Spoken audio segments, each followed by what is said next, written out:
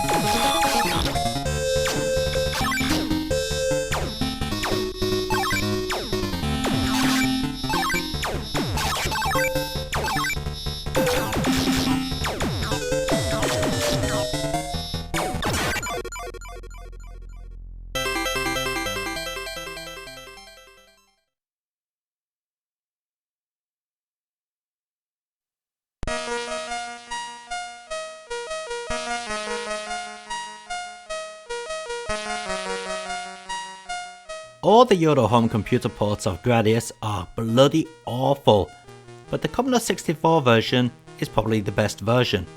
It's not that bad, but then again it's not that good. At least it looks like the arcade game. Unfortunately, the Commodore 64 version, just like the Spectrum and Amstrad version, has you press a button on the keyboard to power up your ship. Now this is a really dumb idea, because as soon as you let go of the joystick to press the button on the keyboard, you get killed. But what are you going to do when you design a system which only has one fire button? Pretty strange considering Japanese machines at the same time, including home computers, had access to 2 separate fire buttons. But anyway, as it stands, the Commodore 64 version isn't too bad. You can play with music or sound effects. Of course, I go with the music.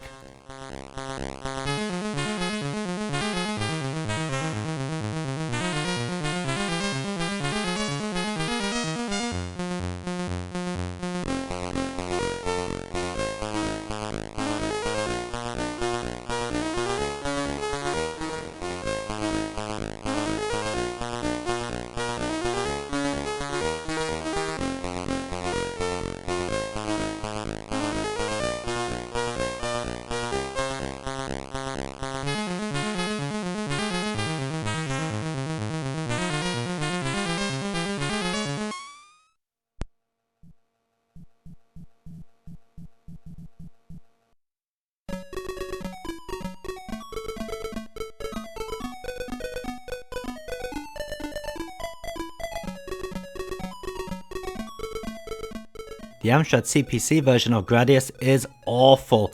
It is totally unplayable. Not only does it look really bad, but it handles really bad too, and it doesn't sound much better. In fact, this game has got some of the worst collision detection out of any version of Gradius I've ever played. It's as if every single object on the screen has a big massive square box around it. So even if you're nowhere near the enemy, you still get killed.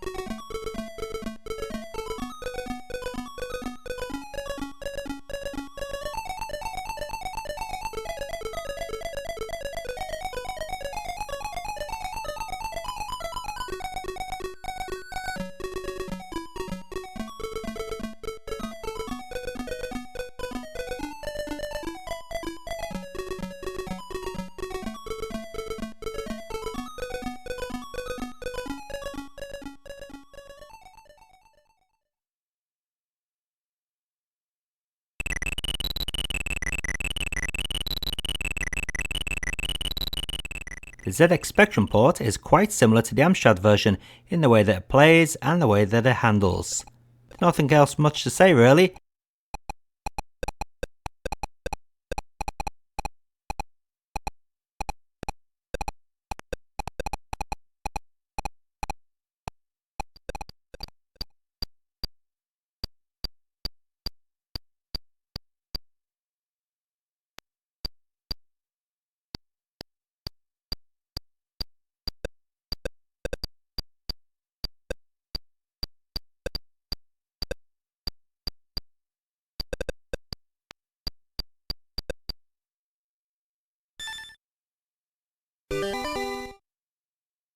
So the PlayStation version of Gradius is available on the Gradius collection. The game is pretty much a straight arcade port, but it does feature some nice screen resolutions. You can have it in the normal arcade resolution, stretched so it's completely out of proportion, which a lot of people seem to do with their consoles these days. Don't know why, because it looks awful. Or you can have it in true widescreen.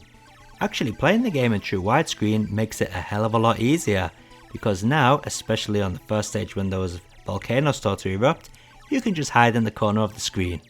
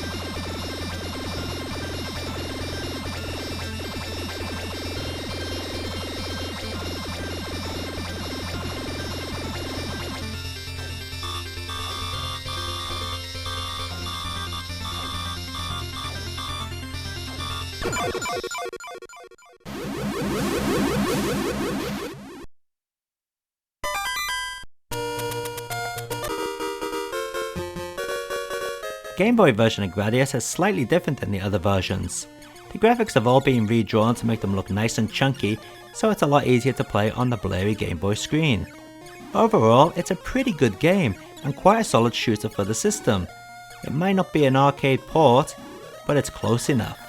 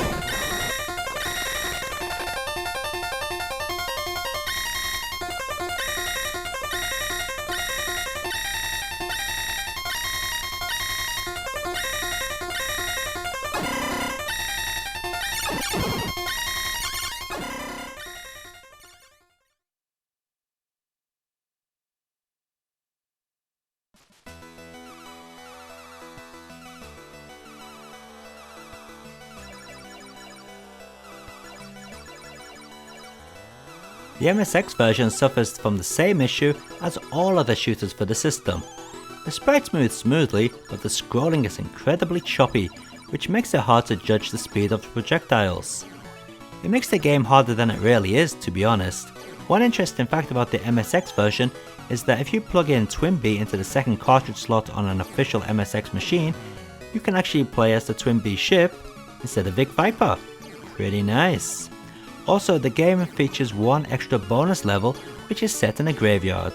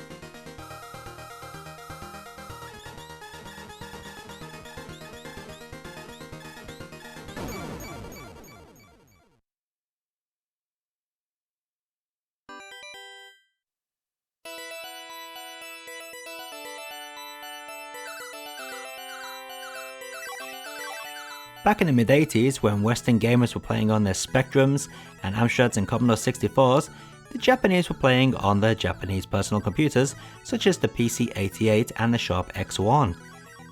Of course, the European home computers got a version of Gradius, which we saw earlier, and they were pretty awful, and the Japanese got ports of the game for their home computers also, and while they don't look very colourful, they certainly play really well. In fact, they utilize 2 fire buttons, so there's no reaching over to the keyboard to press a button to power up your weapon. They also sound pretty good as well.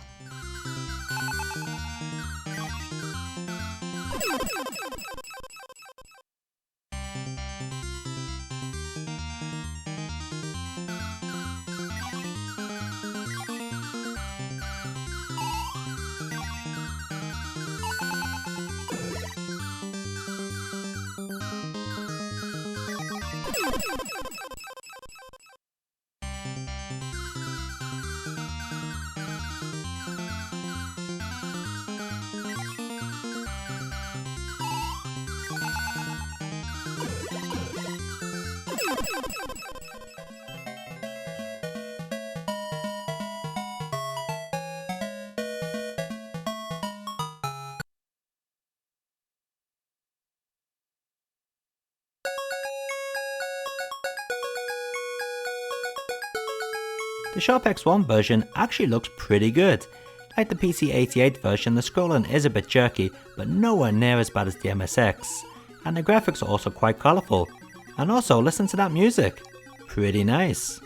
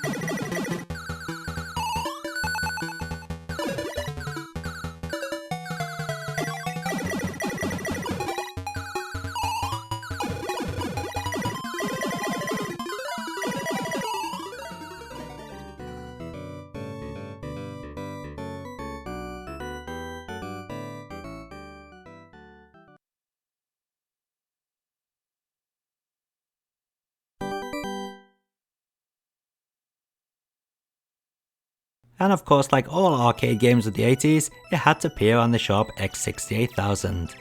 This version of Gradius is pretty much arcade perfect and was ported by Sharp's own in-house development team.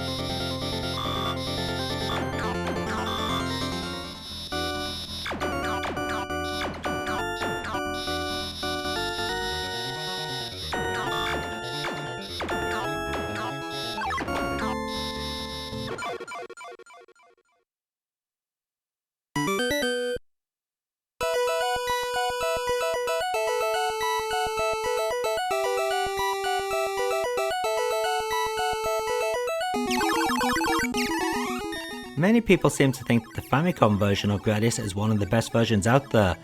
Personally, I don't rate it that much. I find the movement of the enemy ships very annoying, and the game seems to be a lot harder than it needs to be. Still, Graphically, it's not bad, and it does sound pretty good too.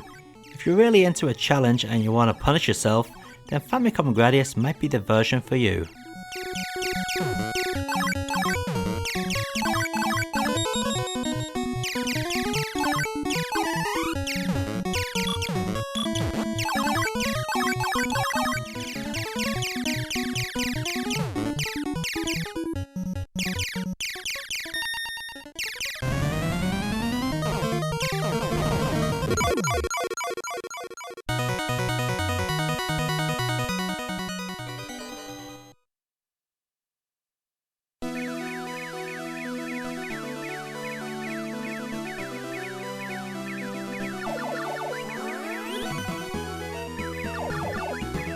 Just like R-Type, the PC Engine version of Gradius has to scroll the screen up and down due to the lower resolution of the system. Still, apart from that, it is a very good version of the game and extremely close to the arcade game.